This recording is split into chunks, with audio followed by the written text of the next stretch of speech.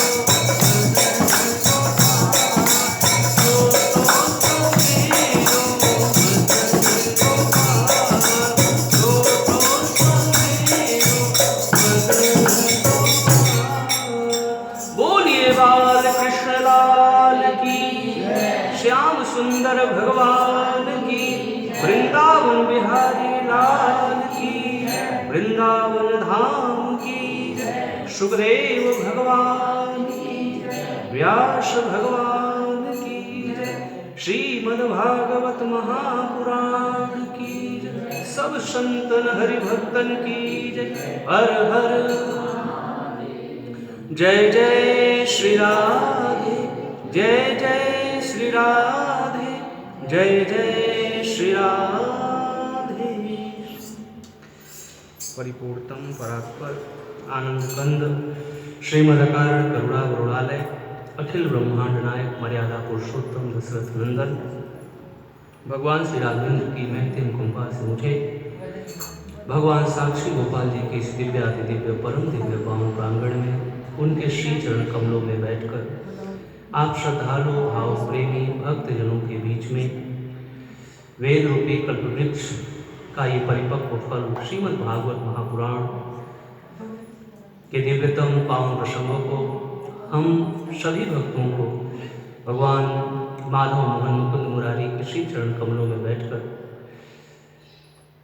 इसका जो परिपक्व फल है इसे पीने का दिव्यतम स्वर्ण अवसर प्राप्त हुआ।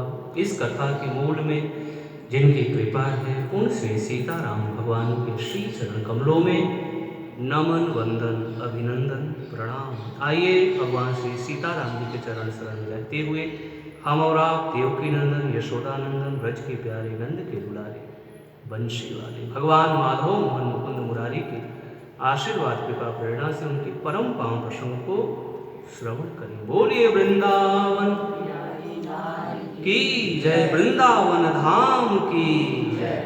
तो कल की कथा में हम और आप श्रवण कर रहे थे दिव्य रूप से हमने और आपने बड़े भव्य बड़े दिव्य बड़े आनंद और बड़े उल्लास के साथ 72वां गणतंत्र दिवस मनाया। आप सभी भक्तों को फिर से एक बार गणतंत्र दिवस की ढेरों ढेरों ढेरों शुभकामनाएं। भारत माता की, भारत माता की।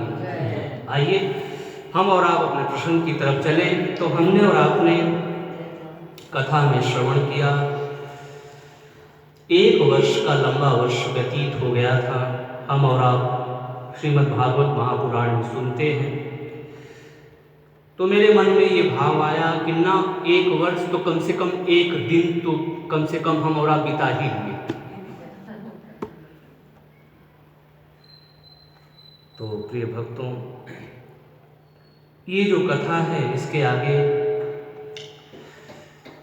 भगवान परीक्षित ने पूछा है परमहंस योगेश्वर भगवान सुखदेव से कि भगवान आप हमें ये बताइए कि 5वें वर्ष की कथा 6ठे वर्ष में जो गोप बालक थे उन्होंने 6ठे वर्ष में 5वें वर्ष की कथा 6ठवें वर्ष में कैसे कही, क्या हुआ था उसके बीच, इस बात को वो जानना चाहते हैं। तो भगवान सुखदेव कहते हैं वो बीच वाली जो कथा है उसके वो जब ध्यान में गए तो वहाँ पर वो कुछ डूब गए। भगवान की लीलाओं को ये इतनी भाव विभोर कर देने वाली लीला है। फिर मैं हम और आप इसे जितनी बार कहें प्रिय भक्तों उतनी ही बार अच्छी बात है कि भगवान बाल कृष्ण की जो लीलाएं हैं वो उतनी प्यारी हैं। इसमें हम और आप जितने भाव के साथ डुबकी लगाएंगे उतने ही रस हमें और आपको मिलेंगे। तो भगवान सुखदेव तो उनके इष्ट ही हैं। भगवान सुखदेव के इष्ट भगवान कृष्ण हैं, भगवान माधव मोहन मुकुंद मुरारी हैं। तो जैसे उस बीच की लीला में गए इतना उसमें डूब गए कि एक बार जब वहाँ से बाहर आ रहे हैं तो भागवत जी कहते हैं कि उन्हें थोड़ा श्रम भी हुआ और थोड़ा कष्ट भी हुआ। फिर बाहर आए तब फिर उन्होंने उस चीज़ को बताया। भगवान एक बार हुआ क्या, भगवान कृष्ण रोज का समय था, ग्वाल वालों के साथ सुबह होते ही छोटे छोटे गायों को लेकर के चल पड़ते थे। माताएं जो सुंदर दिव्य भोजन है उसे दे देती थी, सभी अपने अपने छींके में बांध लेते थे और दोपहर के वक्त पाते थे, फिर शाम को चरा करके गायों को लेकर के चले जाते थे। यही रोज का क्रम था। अब उसके बाद कथा कहती है कि जैसे ही भगवान माधव मोहन मुकुंद मुरारी, एक दिन की बात है, सुंदर सुंदर दिव्य छोटे छोटे गायों को जो बछड़े हैं उनको लेकर के गए हैं अपने ग्वाल बालों के साथ चराने। तब तक दोपहर का वक्त हो गया और जब दोपहर का वक्त हो गया तो उसके बाद भगवान माधव मोहन मुकुंद मुरारी ने अपने ग्वाल बाल सखाओं से कहा आओ अब हम सभी लोग भोजन करें। तो सबने कहा हाँ हाँ ठीक है। और उसके बाद भगवान माधव मोहन मुकुंद मुरारी बैठ गए। सभी ग्वाल बाल चारों तरफ से उनके अगल बगल बैठ गए। और जब सभी चारों तरफ से वो उनके अगल बगल बैठ गए तो सभी के मुख मानो भगवान माधव मोहन मुकुंद मुरारी की ही तरफ थे। सभी भगवान कृष्ण को देख रहे हैं और भगवान कृष्ण भी सभी ग्वाल बालकों को देख रहे हैं। तो इस प्रकार से बड़े दिव्य रूप से एक दूसरे को देख रहे हैं और आपस में विनोद की बातें कर रहे हैं। भगवान कृष्ण की भी बाल लीलाएं हैं। सचमुच में जब हम लोग भी भोजन करते हैं तो आपस में कुछ न कुछ विनोद की बातें आपस में हम लोग भी करते रहते हैं। तो भगवान कृष्ण भी यहाँ पर भी मानो लीला बड़ी अच्छी है। भगवान कृष्ण बैठे खूब, कोई कभी कभी कोई ग्वाल वाले कोई बात कह रहे हैं, कभी कभी कुछ दूसरे लोग कह रहे हैं, कभी भगवान कृष्ण कुछ सुना करके हंस रहे हैं। और इस प्रकार से सभी बड़े आनंदित हैं और भोजन कर रहे हैं। इतने में जो बछड़े थे वो हरी हरी घासों को चढ़ते चढ़ते बहुत दूर निकल गए और भगवान कृष्ण ने अपने एक हाथ में मुरब्बा का अचार, एक हाथ में आम का अचार, ऐसे मानो मुझे ऐसा लगता है जैसे हाथों में उन्होंने ऐसे लगा रखा है और एक हाथ में चावल का कौर भी लिए है बाएं हाथ में, और थोड़ा उसमें अचार भी है मुरब्बे का, अदरक का।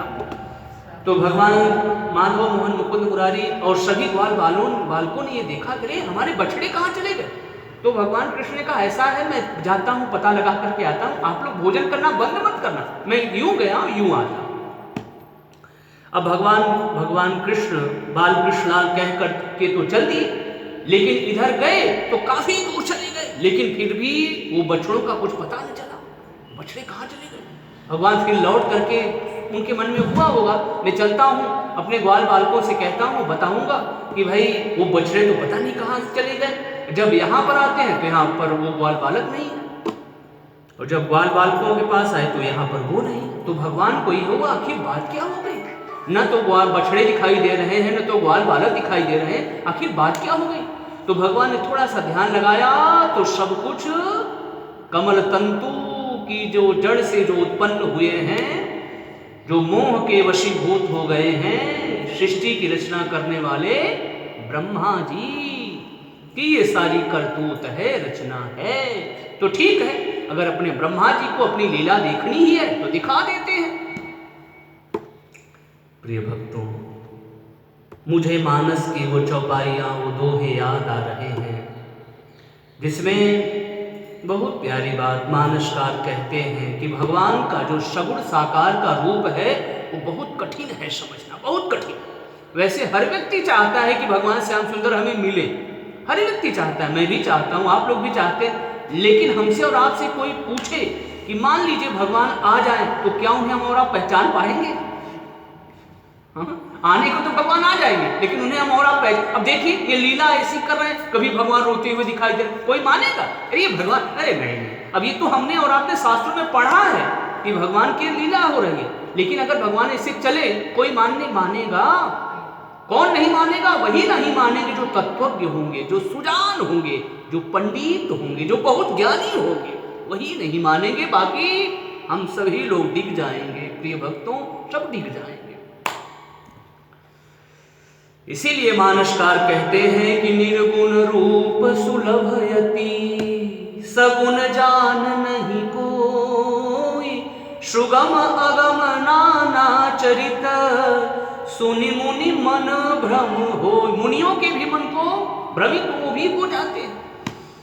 तो निर्गुण रूप सुलभयति, निर्गुण रूप बहुत सुलभ है। इस समय भगवान का एक निर्गुण रूप हम और आप जानते हैं, भगवान की लीला है, भगवान का यह नाम है, भगवान का यह धाम है, भगवान की नाम रूप लीला यह धाम है। एक निर्गुण निराकार रूप में हम और आप दिव्य रूप में उसी परमपिता को समझते हुए, उनके विग्रह को याद करते हुए उनकी शरण में हम और आप बने रहते हैं, लगे रहते हैं। तो प्रिय भक्तों, लेकिन वैसे भगवान जब सगुण साकार रूप में साधारण मनुष्यों की तरह लीला करते हैं, तो अब देखिए यहाँ पर वो क्या है, ब्रह्मा जी जैसे बड़े ज्ञानी जो भगवान के ही द्वारा भगवान की नाभि कमल से प्रकट हुए हैं, वो भी भगवान की इस दिव्यतम जो भगवान की बाल लीला है उसमें आकर के वो फंस गए कि ये क्या है, भगवान की कैसी लीला है।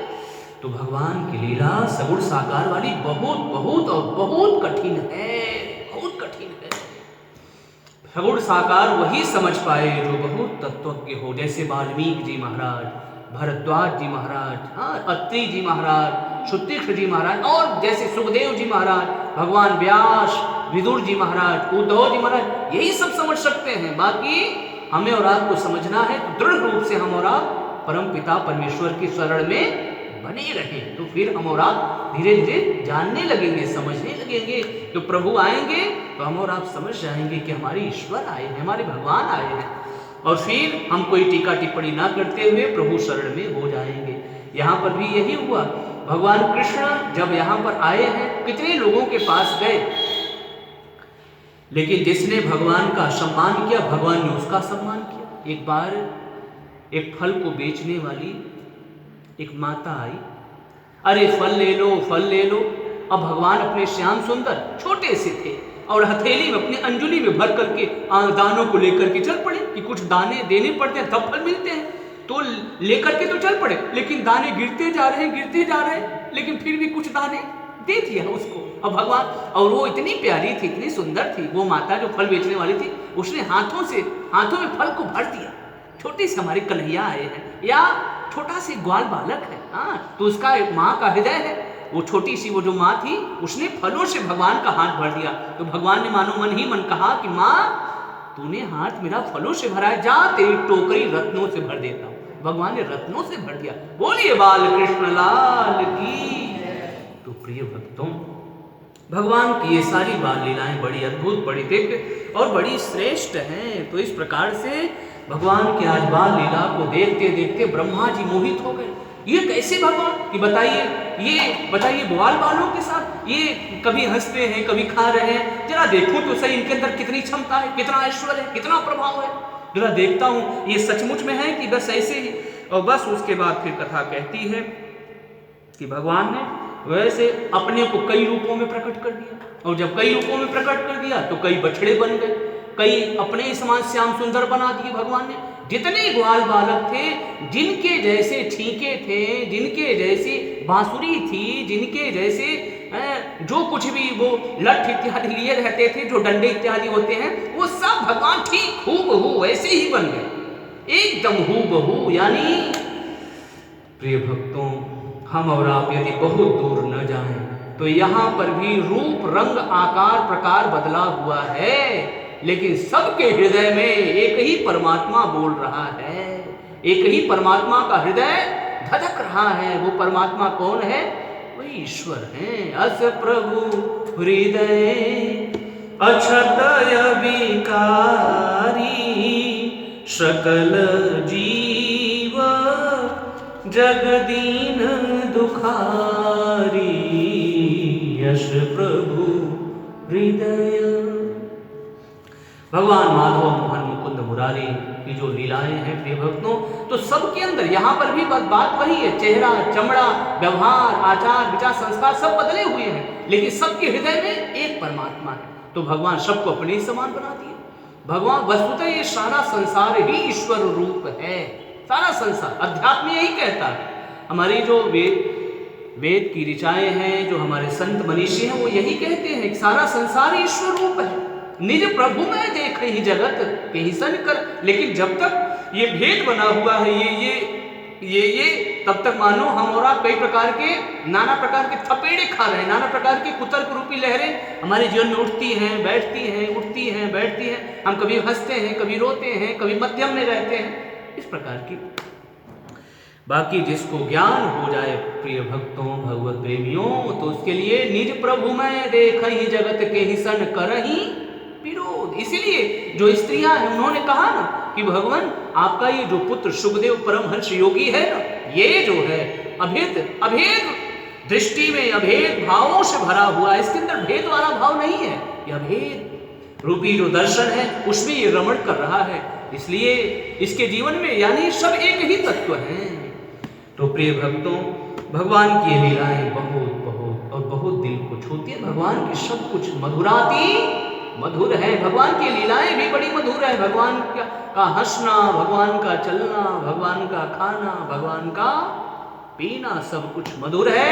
तो आइए उसी मधुराती मधुर में हम और आप भी रमण करें। अधरम मधुरम वदनम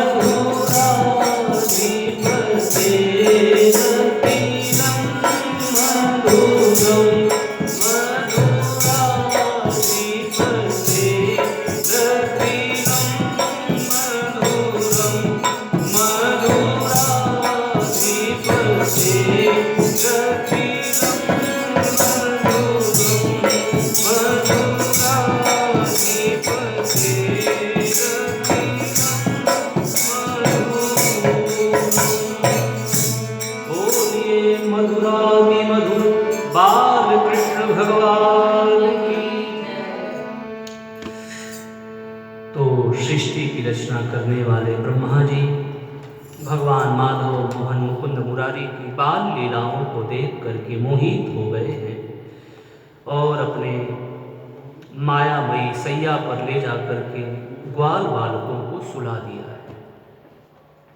जब ग्वाल बालकों को सुला दिया उसके बाद अपने इधर बाल कृष्ण भगवान ने अनगिनत रूप में अपने को ही कई भागों में बांट दिया है और शाम का वक्त हुआ, सभी ग्वाल बालों के साथ चल पड़े।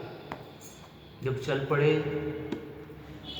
तो प्रेम से जो जिस बालक का घर है वो अपने घर में जाने लगा है, भगवान कृष्ण ही, लेकिन वो अपने अपने अपने घर में जाने लगे और किसी को कुछ भी खबर नहीं है। ये भगवान की लीला चल रही, भक्त क्यों भगवान की लीला चल रही है, गुप्त लीला जिसे हम और आप कहें।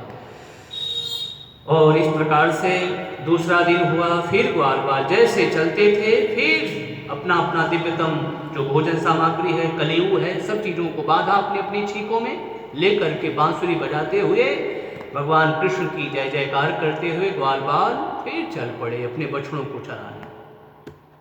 फिर कथा कहती है दूसरा दिन भी बीता है, फिर आए हैं तीसरा दिन, चौथा दिन, पांचवा दिन, छठा दिन, सातवां, आठवां, नवां, 10वां, 11वां।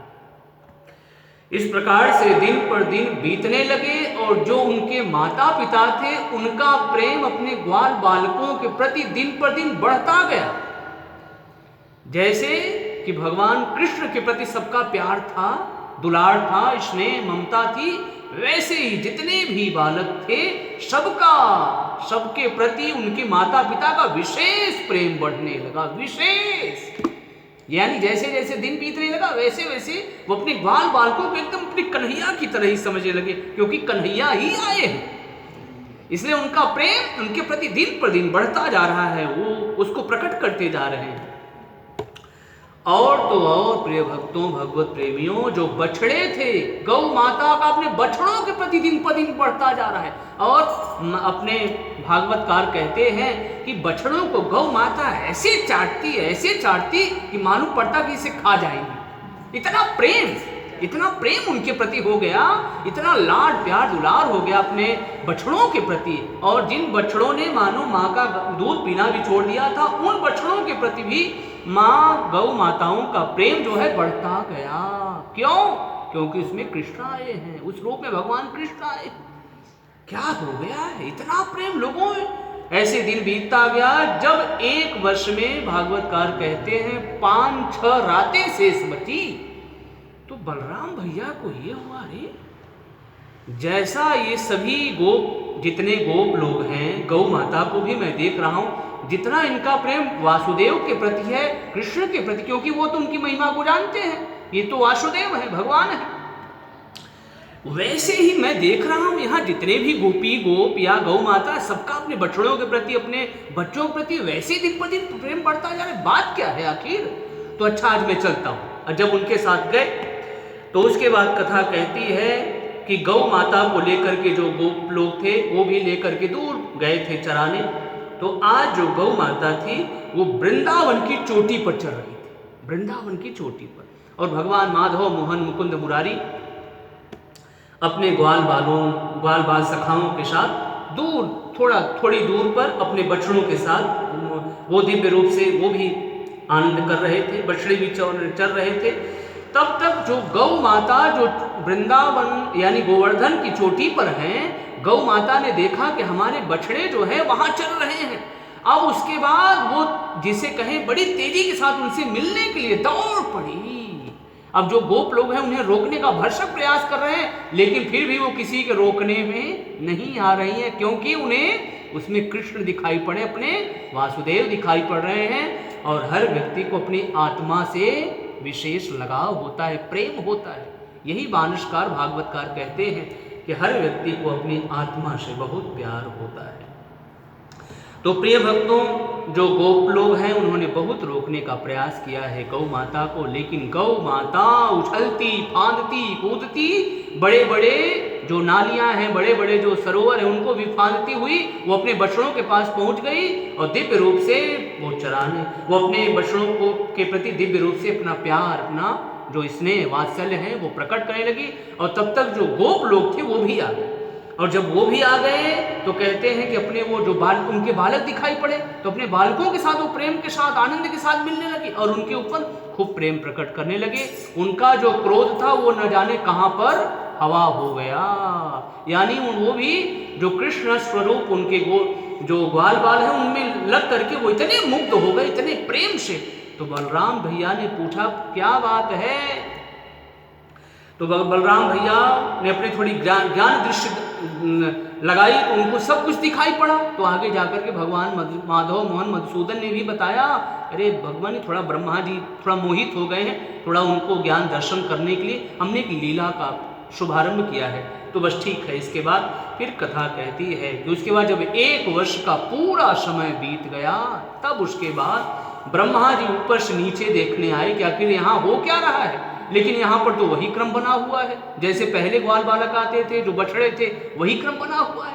अब ब्रह्मा जी को बड़ी हैरानी हुई कि हमारे तो सारे के सारे जो यहाँ के ग्वाल बाल थे वो सभी मायामयी सैया पशु रहे, फिर ये कौन है। तब फिर ब्रह्मा जी समझ ही नहीं पा रहे हैं कि आखिर बात क्या हो गई। तो फिर कथा कहती है कि उसके बाद वो देख रहे थे उन सारे बछड़ों को, ग्वाल बालकों को, और इसके बाद भगवान ने विचार किया कि अब अपने ब्रह्मा जी के मोह को दूर कर देना चाहिए। और जैसे ही माया को हटाया, चारों तरफ सिर्फ श्री कृष्ण, सिर्फ वासुदेव शरमम दिखाई पड़ने लगे, यानी भगवान माधव मोहन मुकुंद मुरारी हैं, और दिव्य रूप से वो उनकी सेवा अर्चन वंदन कर रहे हैं। तो इस प्रकार से प्रिय भक्तों, भगवान की इस दिव्य लीला को देख करके ब्रह्मा जी विशेष रूप से मोहित हो गए।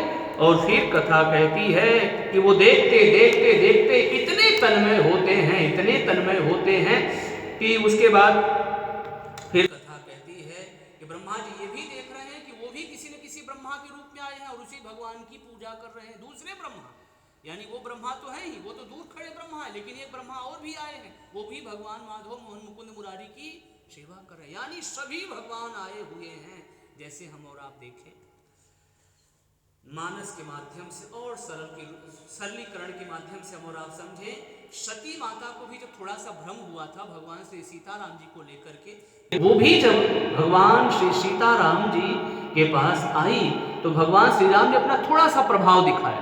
तो उसमें सती माता ने देखा क्या कि जहाँ चित वहीं तहाँ प्रभु आसीना, सेवहि सिद्ध मुनीश प्रवीण। जिधर भी वो देखती उधर वो देखती क्या, बड़े बड़े सिद्ध मुनि सभी लोग भगवान माधव मोहन मुकुंद मुरारी यानी भगवान श्री राम की पूजा कर रहे हैं। उसमें देवराज इंद्र, इंद्राणी सभी लोग आए हुए हैं।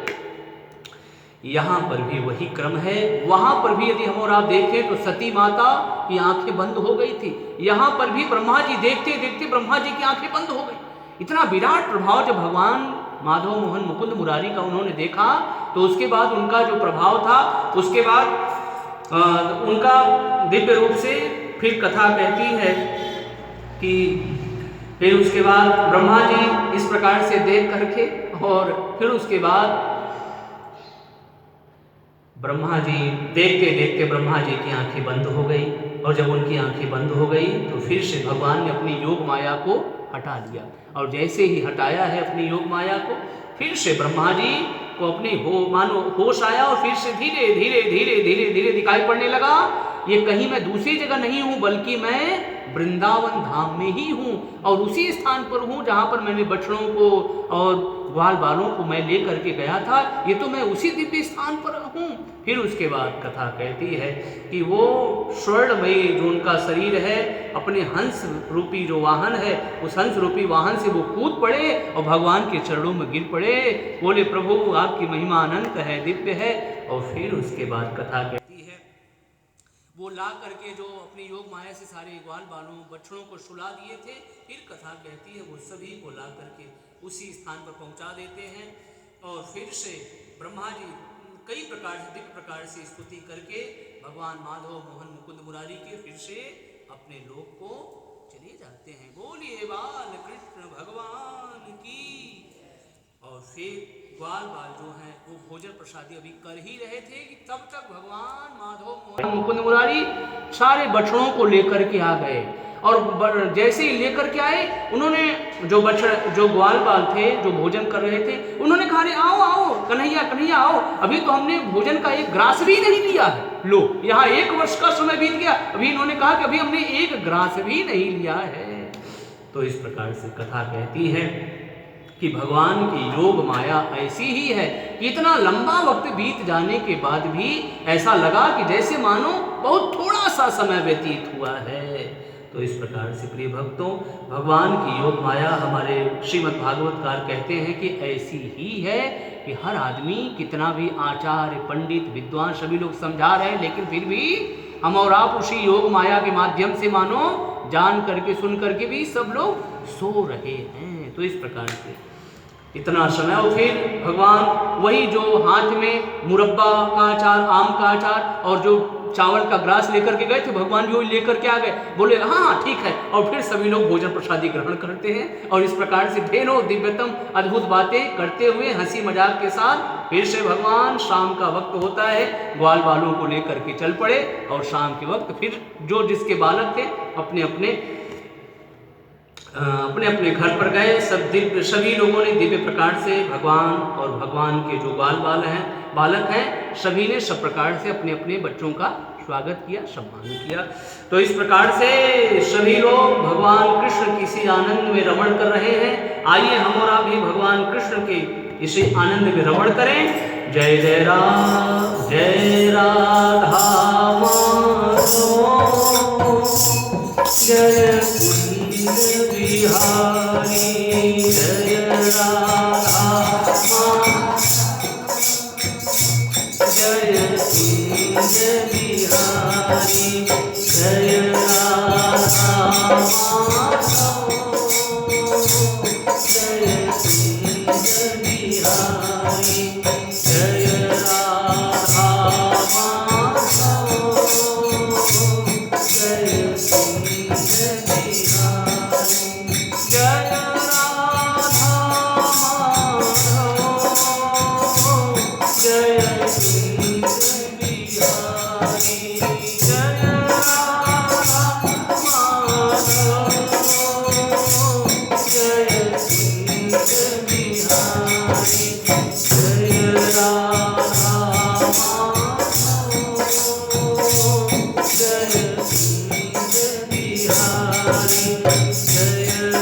राधा माधव, जय कुंज बिहारी जय राधा माधव,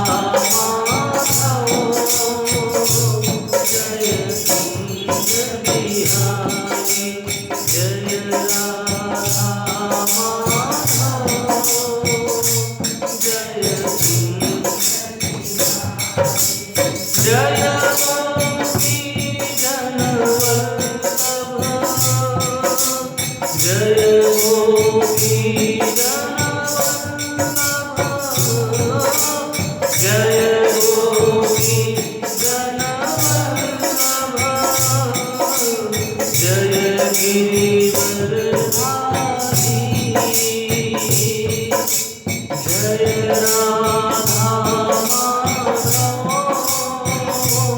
जय कुंज बिहारी जय राधा माधव, जय कुंज बिहारी जय राधा माधव, जय जय गोपी जनवल्लभ, जय गोपी जनवल्लभ, जय गोपी जनवल्लभ, जय गिरिवरधारी जय राधा माधव, जय कुंज बिहारी जय राधा माधव,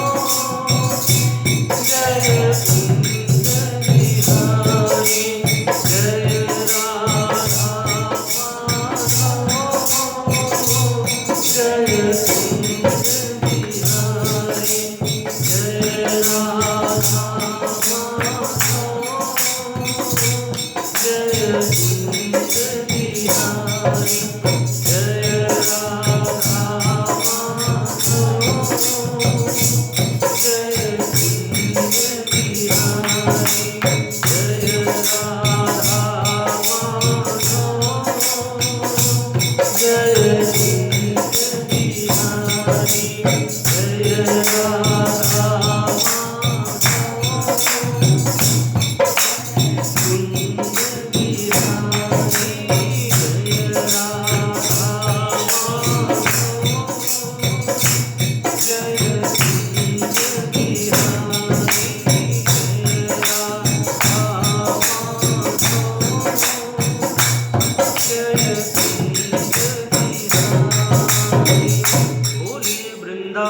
बिहारी लाल की।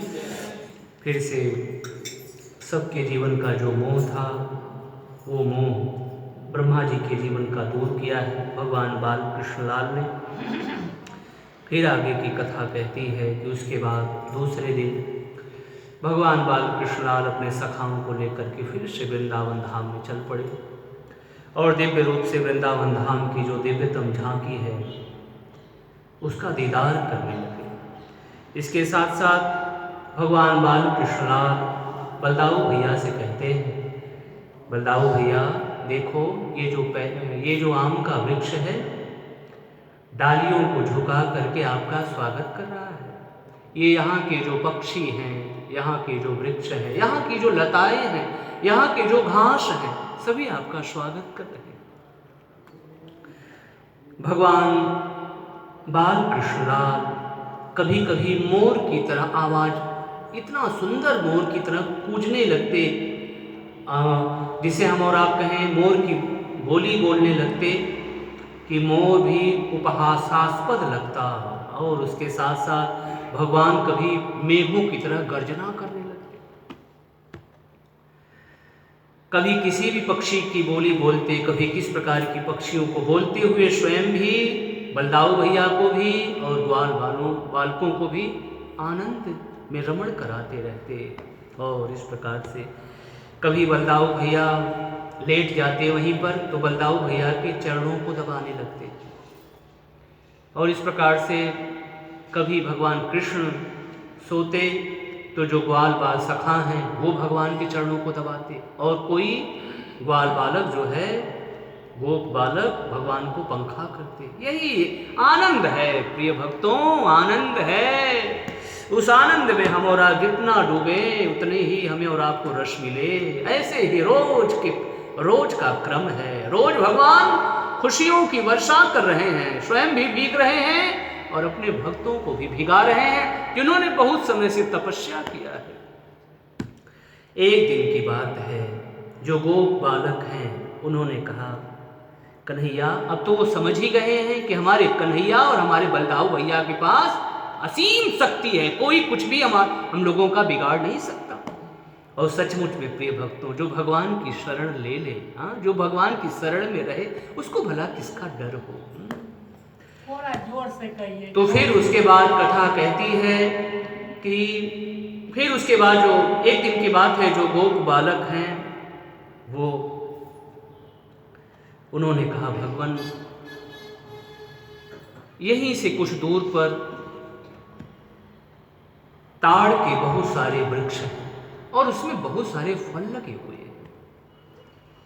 उस फलों से इतनी सुंदर खुशबू आती है कि हम लोग भी जाना चाहते हैं, लेकिन वहां पर हम सबको एक बहुत बड़ा डर लगता है, भय लगता है।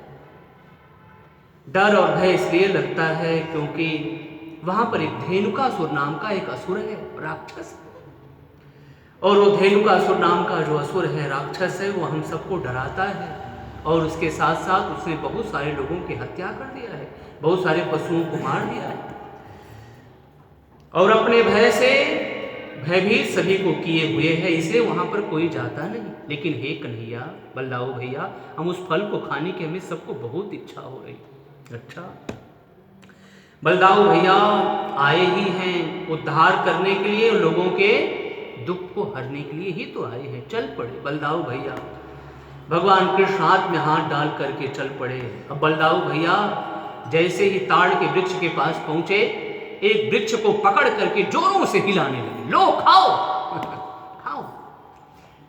और उसके बाद खूब ताड़ के फल गिरे हैं, खूब गोप बालक जो है खूब आनंद के साथ मस्ती के साथ खा रहे। तब तक धेनुकासुर के कानों में ये आवाज पड़ी कि कौन आया है हमारे ताड़ वृक्ष को खराब कर रहा है, नष्ट कर रहा है। और उसके बाद कथा कहती है कि जैसे ही वो धेनुकासुर नाम का जो राक्षस था वो आता है और वो बलदाऊ भैया को दुलत्ती मारता है। बलदाऊ भैया उसके पैर को पकड़ करके घुमा करके ताड़ के वृक्ष के ऊपर पटक देते हैं।